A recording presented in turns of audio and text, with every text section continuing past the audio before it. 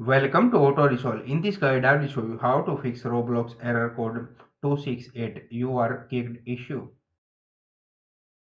Fix 1. Restart your device. Step 1.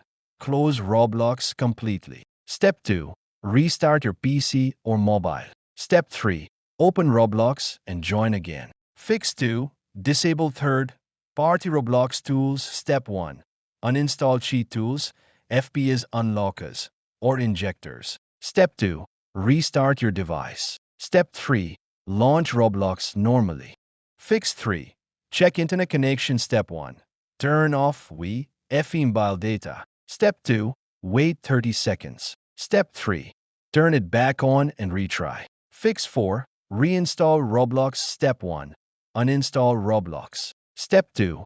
Restart your device. Step 3.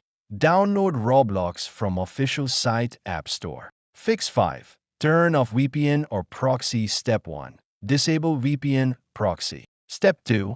Restart Roblox. Step 3. Join the game again.